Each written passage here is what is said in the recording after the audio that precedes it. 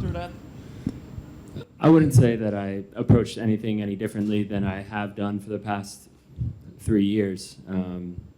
Every goalkeeper that was available for selection for the World Cup is a very capable, tremendous goalkeeper, and I wouldn't say that positions are just given. You have to still show up and earn them, and Greg has made that very clear over the course of his time. So for me, just focusing on what I can do every day to continue to improve, and hopefully I get the selection to start on match day 1 and can have a good tournament from there. Youngest squad at the World Cup, you're one of the young guys. What does it feel in the way of pressure, or is there a lack of pressure being young? What are the expectations for you and for your young squad? I mean, for me, I don't feel any pressure, but I guess for the rest of the team, I think everyone's a little bit different individually. But I mean, as a team, we have our goals, and we know what we're capable of. So we'll keep that within the locker room and within the meeting rooms. But yeah, we'll keep that to ourselves.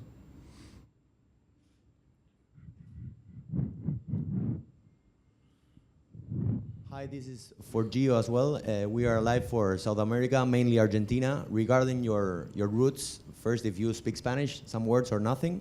Not so much. Okay, it's okay. And regarding your roots, did you ever have a call from Argentina or Portugal besides England to join the national team? Yeah, there's opportunities in other countries, but for me, it was pretty clear that I wanted to play for USA the whole time. So yeah, it's flattering when those countries come and yeah, get interest and contact you. But for me, it was USA the whole time. And your father is a legend here, but do you know the story of your grandfather, Miguel, in Argentina as well? In terms of what? Like what he did? His football, yes, his football story. Yeah, I think he played for Independiente and then I'm not sure what happened from them. I don't think he played too many games with the first team, but it's in his blood too, and he's very passionate about the sport also. Thanks. Matt, this one's for you. You recently made the switch a couple months ago from the New England Revolution to Arsenal. How has that transition impacted you as a player in your preparation coming into this World Cup? Massively. I've surrounded myself with really good quality players that are also going to be at the World Cup every single day, day in and day out. And I think it's just a challenge in terms of responsibility, a challenge in terms of expectation when you step out onto the field every day, and then obviously speed and consistency. So for me, I think I've shown tremendous growth from when I began in the end of June, the games I played during preseason, and then obviously my few appearances in the Europa League. And I think I was building in a really good way, and showed the coaching staff here like how much I've grown as a person and a player. And I think that the move has really helped me grow in both those areas, and the coaching staff has been really happy with me there at Arsenal.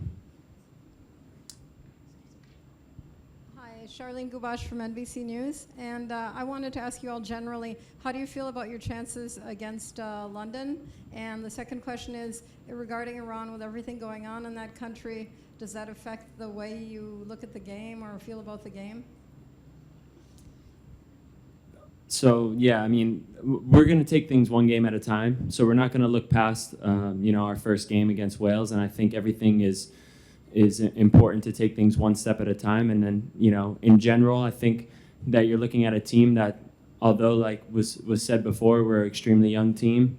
We have anchors that revolve around being the change and being a team that's outspoken against things that have come about in the United States specifically, and now I think it's clear that we support human rights everywhere, and I think that again is just another one of our anchors.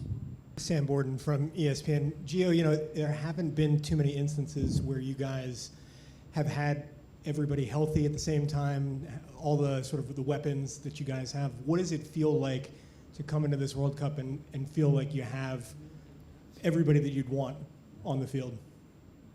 Yeah, it feels really good. It's been a while since we've had all of our, all the best available guys possible. But yeah, I think it all came together at the right time, and yeah, we're ready to show everyone, the talent that we have, and at this point, finally put it together.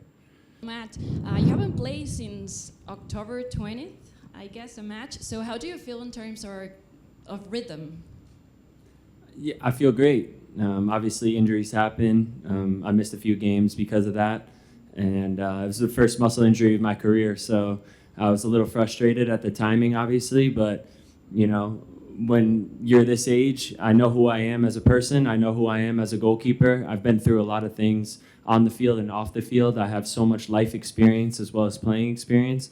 I think it's important for me, like when I got my first opportunity for Arsenal, to be able to step out onto the field and show that it doesn't matter if I haven't played in 2 months. I'm going to go out there and I'm going to play my best, and I'm going to show the team that I can play at a certain level no matter what the circumstances. So obviously missing a few games, and then it'll have been a month since my last competitive game.